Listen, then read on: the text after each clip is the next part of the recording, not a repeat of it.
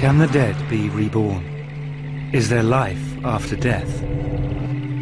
This little boy believes there is. Hello, my name's Camden. Cameron remembers a past life on the remote Scottish island of Bara, over 200 miles away from his home in Glasgow.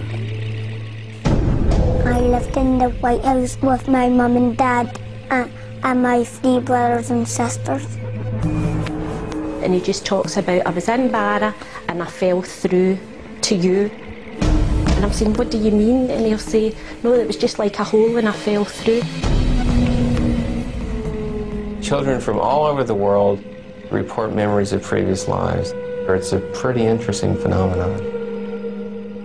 Together with psychiatrist Dr. Jim Tucker, Cameron and his mum are going on a search for evidence of his past life. Are there rational explanations for the remarkable coincidences which follow? Or are there stranger forces at work?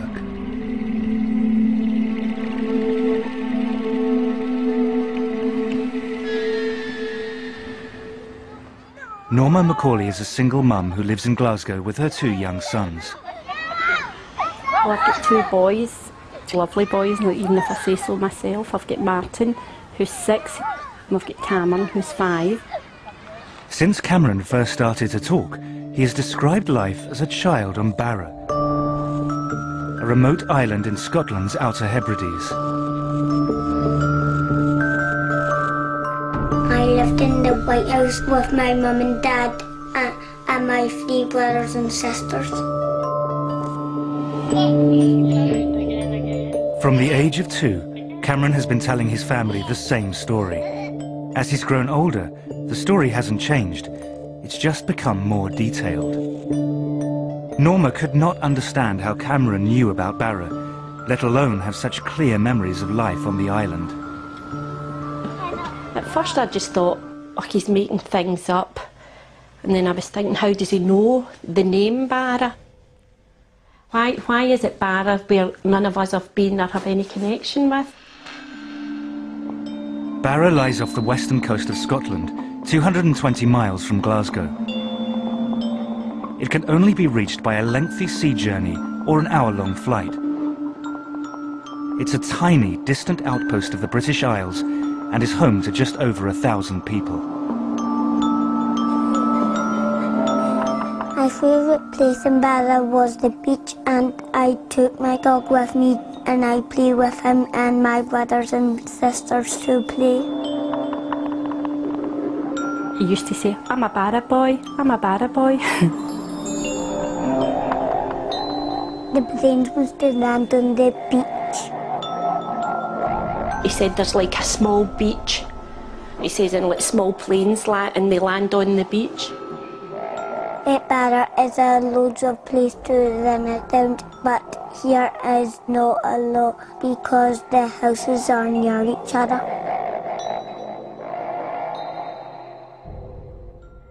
I did one time say one of these days we will go up and see Bara, and then it's like, well, I'll show you where my house is and I'll show you round. Will we see your Bara dad? No. Why not? Because he's dead. He's dead? He says, my real Bara dad didn't look left and right. My Bara dad got knocked down. Cameron even claims to know his Barra dad's name. Shane Robertson. Shane Robertson? Yes? So who was Shane Robertson again? My Bara dad. The Bara dad. Was that fast? Is that the one that got knocked down? Friends and family have also been drawn into Cameron's story. Next-door neighbour Diane Miller has known Cameron since he was born, and her son Aaron has grown up with him. Hello. When they were about 2 is when Cameron started to speak about his Bara family. And my brothers and sisters and my friends. Well, you got friends in Bara too? My house in Bara and family in Bara, because Cameron was adamant he had this other family. What was his name? Shane Robertson. And he would tell you over and over again, so you know he wasn't just making it up there and then. And he got knocked over by a car. Cameron's uncle, Ian Watson, initially dismissed his nephew's stories as fantasy, but as time passed, they became harder to explain away. It's just the fact that he's just consistent in, you know, the things that he's saying and the story that he keeps coming up with. And over the 3 years, he's never wavered from it. If you look at his face when he's telling you these things, he believes they're true. My dad and mum had long hair and she got cut short. He'll say, I was with my Bara mum before you had me, before I came to this family.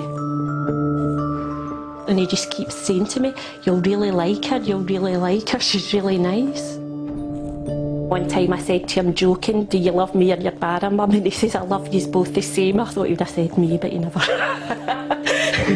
Cameron's growing emotional attachment to his Bara mum concerned Norma. He began to miss her so badly that he started to suffer genuine distress. One day when he was at the nursery, he got quite upset. He was saying rather than me picking him up that day, he wanted his Bara mum to come and get him. When the big tears were running down his face, and he just kept saying, I have to go to Bara, I have to go to Bara, my family are missing me. How do you deal with that? What do you do? What do you say to him?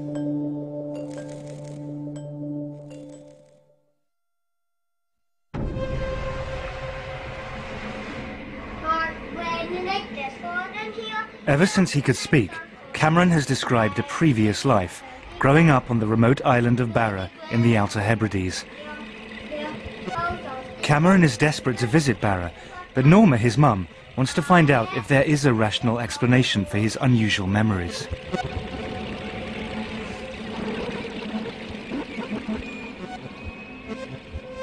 I think I'm a very open person, but this was still throwing me. I mean, I believe Cameron does know Bara. How he knows it, I don't know. I don't think MD really has every answer. As I say, for somebody that is quite open, and it's thrown me. I'd just like to know, has he seen it on the television? Is there a house like he talks up there? Or just like to know what's behind it all. At the University of Virginia, a department has been set up to investigate these stories. Psychiatrist Dr. Jim Tucker is the director of research. So this is a worldwide phenomenon. It takes place in places and families with a belief in reincarnation and places and families without a belief in reincarnation. And in a number of the cases, the child's statements have been verified to be accurate. Many of these cases show a pattern of consistent and detailed information.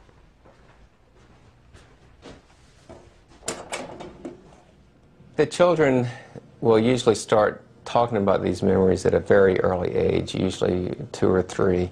Some of them talk about them matter-of-factly, but other children use great emotion in describing these things and will often long for the previous family. Jim records the child's memories and investigates whether there might be a connection to an actual person who has lived before. Many of the cases seem to defy simple, rational explanation. One of Dr. Tucker's most celebrated cases was a boy he investigated from the Midwest of America. This is a very interesting case of a boy who had memories of being his grandfather. And he said that God gives you a card to come back, and I guess this is a drawing of the card that he did. Gus Taylor is the child who drew that card. Since he was a toddler, he has believed that in a past life, he was his own grandfather. Gus is now 10 years old. When he was about 1.5, I was changing his diaper on his changing table, and he all of a sudden just looked at me and said, you know, when I was your age, I used to change your diaper. And I went, whoa, this is... Gus was named for his grandfather, and his full name is August. His grandfather had died the year before he was born, so he really didn't, he never got to know his grandfather. But he would insist that he was Grandpa Augie. If we were referring to Grandpa Augie, he would just say, you mean me? You know, he was just very adamant, like, we should know that he is Grandpa Augie. Where's me? Where's me again? See if you can find me somewhere else. Gus was 4 when Ron was given an old family album. To his parents' astonishment, Gus was able to point out his grandfather in an old school photograph. He also correctly identified this as the first car that his grandfather ever owned. He showed me a picture, and then I said, that was my first car. And then my dad was like, that's weird, because the car was Grandpa Augie's first car. So it was all scared. Kathy and Ron were intrigued by their son's ability to identify his grandfather in photos. But one day, Gus told them something that turned their intrigue to shock. Gus and I were chatting, and he started saying something about Grandpa Augie, which wasn't unusual. And I said to him, when you were Grandpa Augie, did you have any sisters or brothers?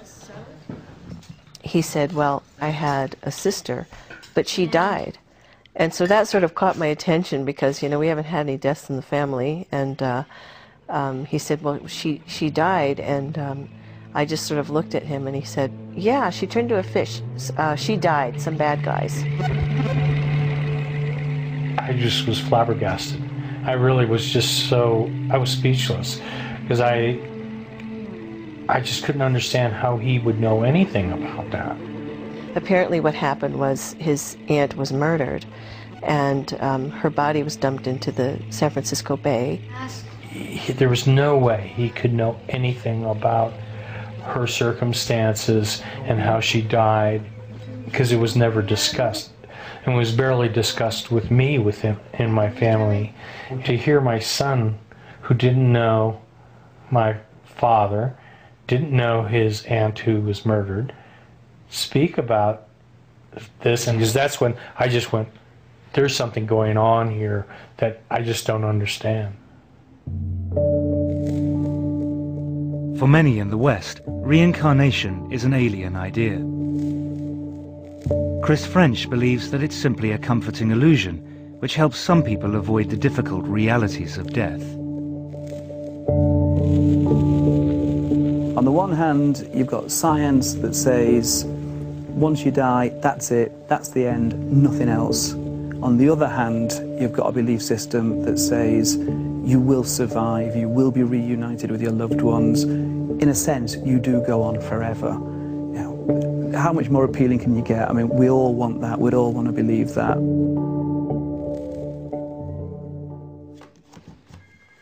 For Kathy Taylor, her son Gus's belief that he was his own grandfather reborn went totally against her own religious upbringing. I grew up a Southern Baptist. My father's a Southern Baptist minister, and Southern Baptists certainly don't, you know, teach anything about reincarnation. So that was not, you know, that was furthest from my mind when Gus started saying these things. This one day he sort of popped up and looked at me and said, you know, Mom, when we die, we get to come back. And he looked at me again and he said, I used to be big and now I'm a kid again. And he was just very excited about this.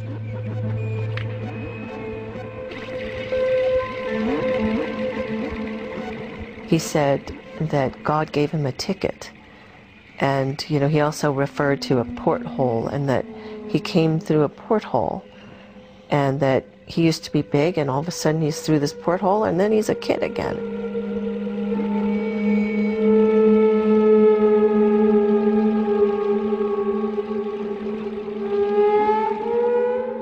Curiously, the description of the rebirth given by Gus in America has strong parallels with Cameron's account in Scotland.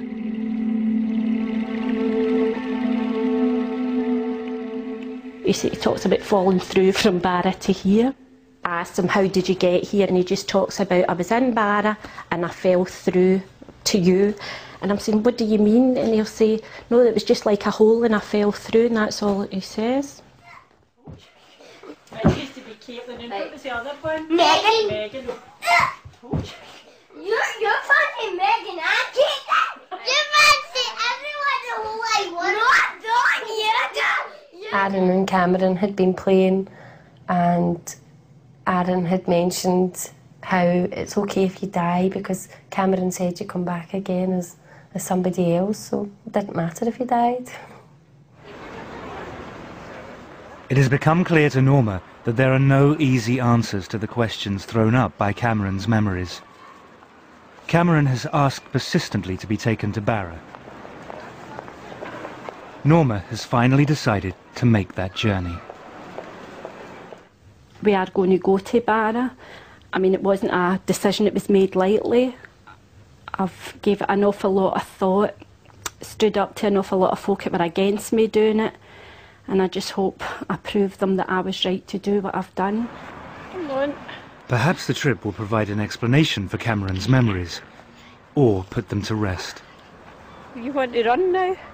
I think I'm hoping that when Cameron goes, it gives them proof, or, I mean, they maybe go here and they'll say that's not Bara, so then that's fine, that's not Bara, end of story, that's the end of it. But I think it's reached a point, it's went too far.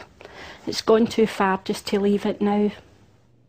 At the University of Virginia, Dr. Jim Tucker has been speaking to Norma and following Cameron's case with interest.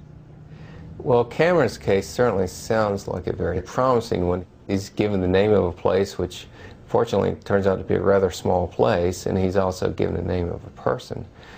So with all the details that he's given, if we're able to verify a match, that would be quite intriguing. For Jim, to follow a case as it unfolds is a unique opportunity. He is flying from Virginia to Glasgow to join Norma and pursue the story in person. I mean, as it stands now, it's a very interesting story. If we're able to verify the statements, then it becomes more than that, because then it becomes evidence that he actually does have memories that have carried over from a previous life. This is Cameron. Hi, Cameron. Cameron, you saying hello? Hello. I'm Dr. Tucker. How are you? This is Dr. Hi, Tucker. Martin. What can you tell me about the house that you lived in? It was white. How many stories were there? Was it just one level, or was it more than one? One level. Yeah. Did you see your dad get knocked out by the car? Yeah. You remember his name? Yeah, what was his name? Robertson. Shane Robertson. Do you remember what he looked like? He had spiky hair and he always wore shirts. Spiky hair? Is that what you And said? always wore shirts. Norma finally has someone to talk to who really understands her experience. It was getting to a point he was that convincing. I'm sure folk thought I've adopted him, or like he wasn't really mine, because he spoke so convincing about this other family. And has it slowed down, or is it still going as strong as ever? It calmed down for a wee while, but then it's back. Is he excited about the trip? Yeah. Yeah.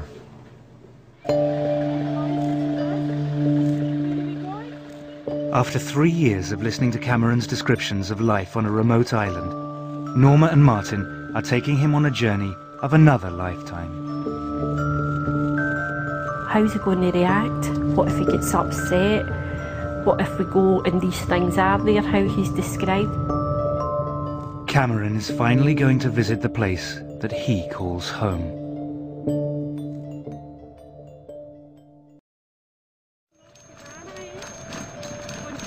Norma and her sons Martin and Cameron are leaving Glasgow to fly to Barra, an island in the Outer Hebrides of Scotland, where Cameron believes that he lived in a previous life. They are being accompanied by psychiatrist Dr. Jim Tucker, an expert in children's past life memories. Cameron believes that his family name was Robertson and that he lived in a big white house, a house full of children. He says he had a black and white dog. There was a view from the house to the sea, and that they could see planes land, not on a runway, but on the beach. Could any of these apparent memories correspond to reality? You know, there's a concern that if he really is having memories of a previous life, that taking them back to that place might be traumatic. But what usually is the case is actually the reverse, that seeing the old place kind of puts the memories in perspective so that the child is then able to let go of them more.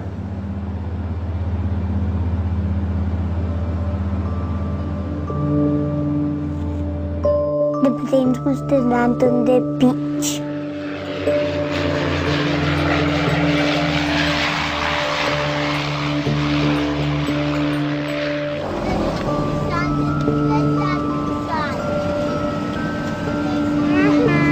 I told you it was true.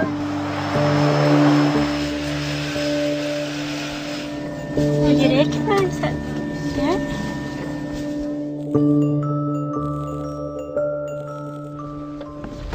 You okay? Yeah, good boy.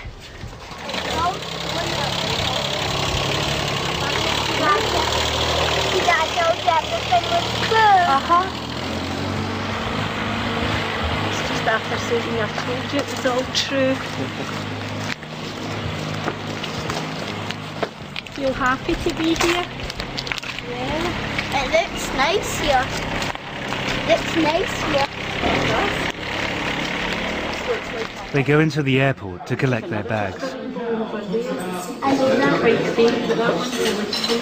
He was saying he used to go over that bit over there, and when they used to see the rainbows, they used to try and jump up and get them. They're too high, aren't they? Well, we're certainly off to a good start. I mean, he feels that he recognizes the place. He said to his brother, I told you it was true, and he's very excited about being here. Mummy, I must have always come down to this bit and I must have to the beach. Picture? You'll be able to show me, won't you? Very exciting. If we can verify his statements, it'll be a great case. Looks like a place that doesn't change too rapidly, so hopefully he'll be able to recognize some things. Feel happy to be back. Feel happy to be back, do you? You look happy to be back. Leaving the airport, they board the bus to drive to the hotel, and they get their first look at the island. Mummy, well, you might see my house on the way. I know, we're trying to see if we can see it. You know what? I know the person who lives there, but... You know the person that lived there? But I can't remember. Oh, the Mummy, it's hard to get to that bit. Is it hard to get out? Because then you'd have to try and swim back. Mummy, I recognize every single bit.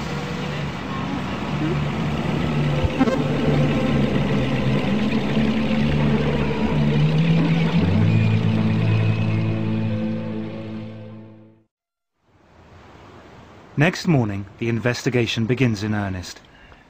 Norma and Jim set off to visit the local heritage centre to look for any record of the Robertson family and the man that Cameron calls his Bara dad. My Bara dad was called Robertson and he got knocked down. Hello. Hi, I'm Norma, pleased to meet you. Callum McNeil is the island's local historian. Tucker. Callum McNeil.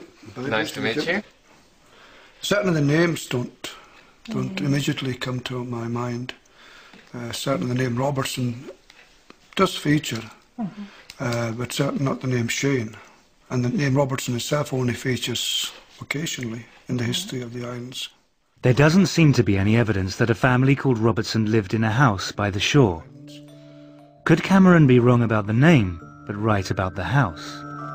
I could see the beach when I looked out the window, and sometimes my brothers and sisters could go by themselves, and I looked out my window seeing the planes land on the beach. And my brother said a black bonnet, and how you die is you just go like that. He has provided some clues about the location and the period in which he says he lived on the island. Since he's talked about the planes landing and talked about phones, what sort of era would that put him in? More than likely after the war. More than likely after the war. And since he's talked about the plane landing and seeing that, we're probably thinking of a family toward the north end. Oh, yes, I would say so. If the to and froing of aircraft from the beaches featuring highly, that would indicate the north end of the island. It's not much to go on, but they set out on a trail back to the north end of the island.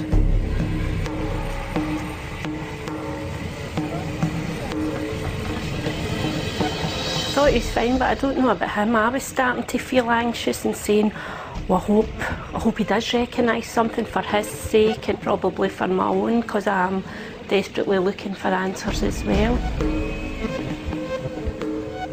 Well, I think it's disappointing if a child goes to a place and doesn't recognize things. Often what happens is that by the time the child gets taken to the previous place, they're beginning to lose the memories anyway. Children seem to lose these memories by the age of 6 or 7. And this is the age where children are starting school and getting more fully wrapped up in this life. They have driven past many of the houses on the island, most of them white, some near the sea. But Cameron recognises none of them. Sometimes I say I wish I could get in his head just for 5 minutes to see what it feels like to him, because obviously to him it's real. My dad and mum had long hair and she got cut short.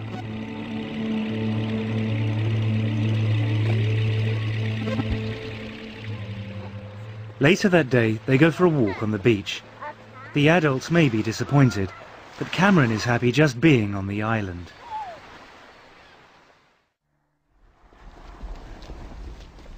But next morning, they receive a phone call from Callum McNeil at the Heritage Centre. He wants to speak to them urgently. He has some new information.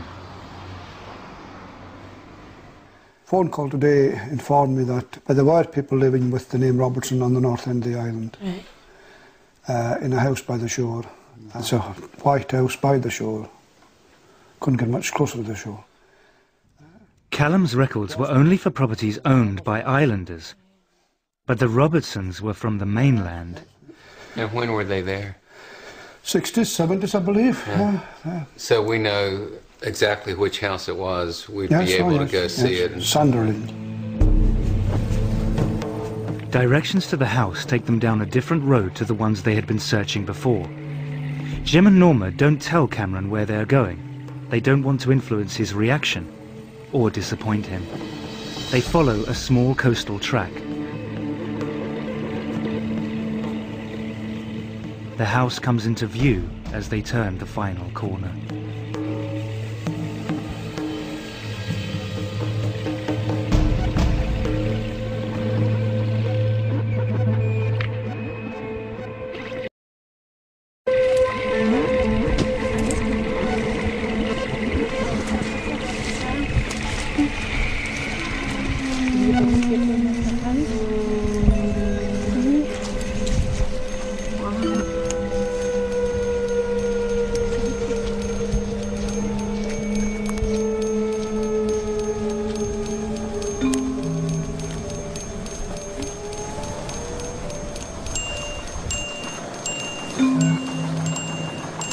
What's wrong?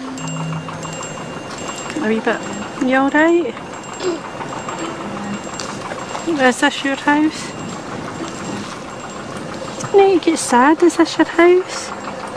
Wrong. You're getting a wee bit upset. How? It's okay. Does it make you feel a wee bit sad? The usually chatty Cameron has become strangely subdued.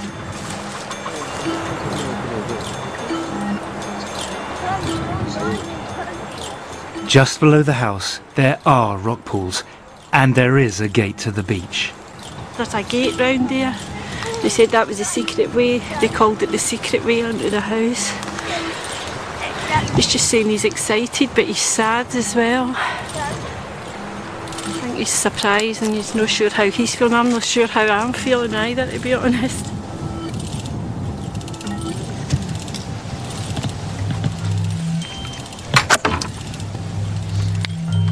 Can we come in?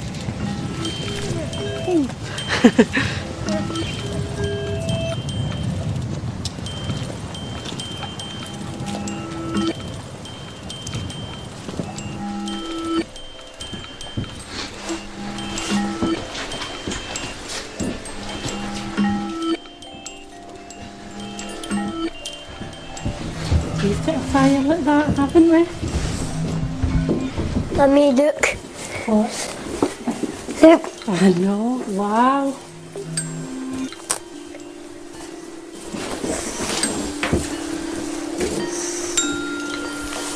You okay?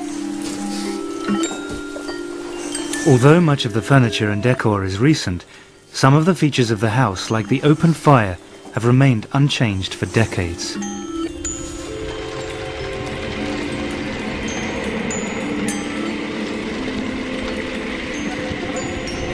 I could see the beach when I looked out the window, and sometimes my brothers and sisters could go by themselves, and I looked out my window and I saw them playing.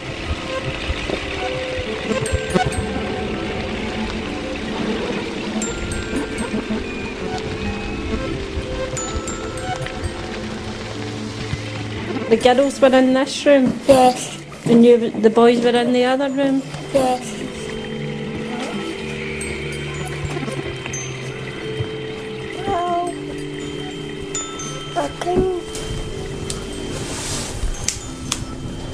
Was it the same stuff? No. Did you just have the fire lit? Are you glad you came here to see it?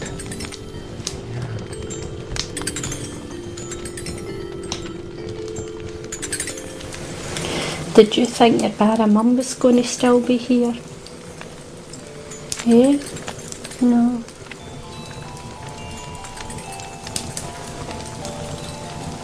Do you miss her?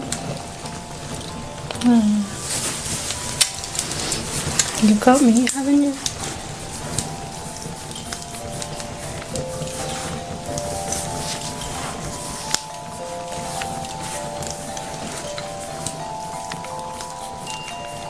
You about ready to go back home now?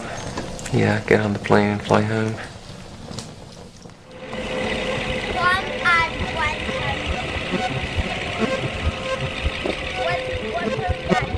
Well, it's been quite an interesting trip. I mean, we came here with a name and a description of a house, which was not very much to go on.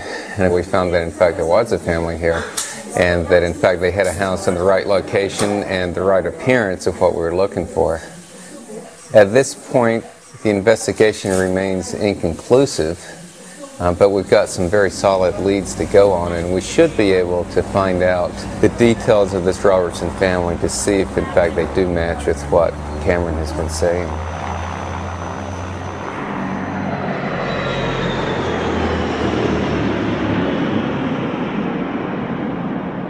Back in Glasgow, Norma has arranged a meeting with Ruth Borum, a genealogist who has investigated the Robertson family history for her.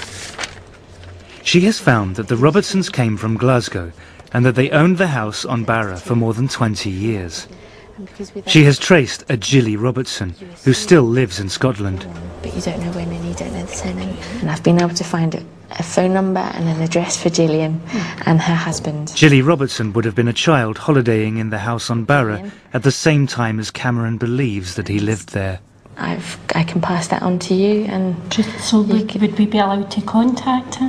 Her address and phone number is in the BT phone book, so it's public knowledge. So that would certainly be a possibility. And she fits with the right sort of age. Yes, she had two brothers and a daughter. Wow. Norma now has a name and telephone number for a living member of the Robertson family. The search for answers is nearing its conclusion.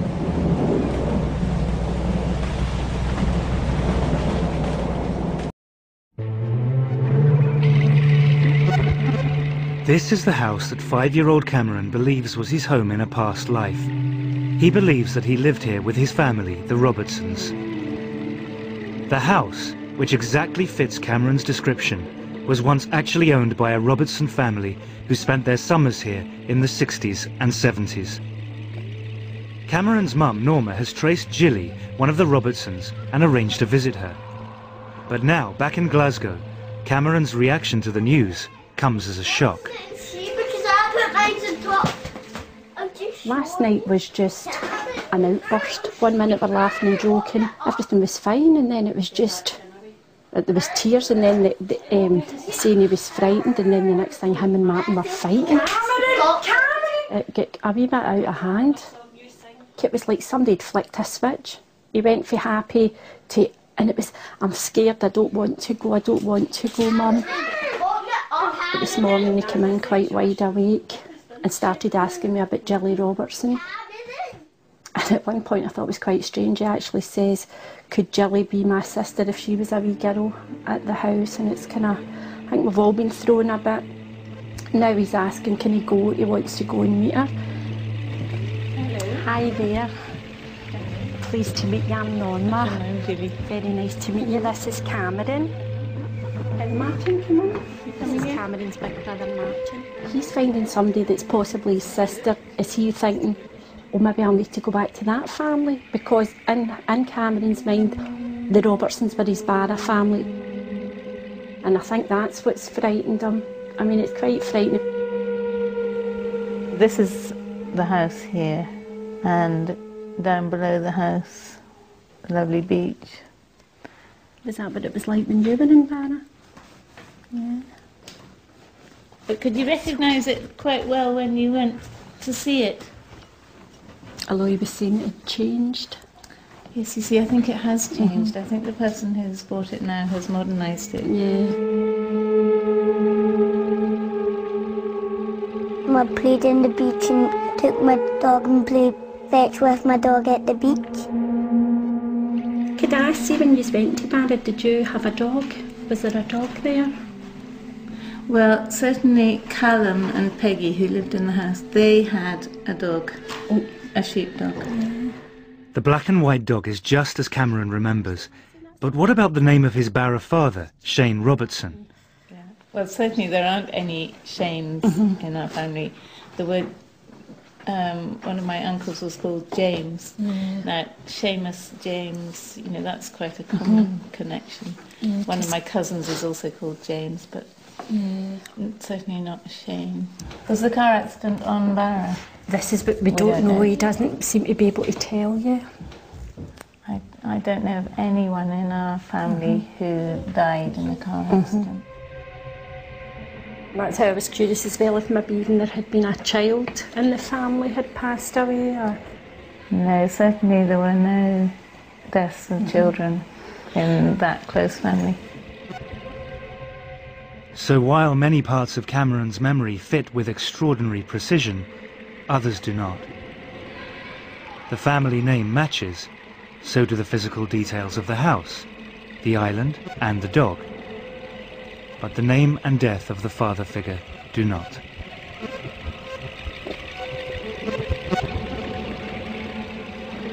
First I thought, I'm going to be disappointed if it doesn't make sense. And then there's a part of me, I think it would have been too freaky if everything was 100%. A lot of the things tie in and match up, seem to match up perfectly, where there's other things just don't fit in at all. But I look at it as, if I'm describing my past or trying to tell you things, there's things I would probably remember and tell you spot on, and there's other things, if my sister was telling the same story, it would be different. I just think there's been more things tied in than didn't. If these, in fact, were past life memories, then we have to look at the question of why some of them were correct and some weren't. Was this just a remarkable coincidence, or could it be something more?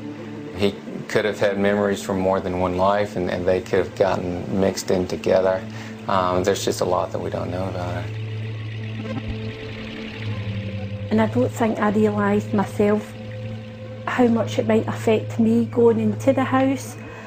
I mean, for a split, it actually felt as if I could be physically sick. It was, I don't know, and then there was the worry, what if all these memories come flooding back to Cameron and upset him? And then also I was thinking, what if he has had another mum? He certainly responded to the house in a way that made it seem that this was a special place for him. He may have had some memories and emotions that somehow existed on this island beforehand in another life and then somehow carried over to him.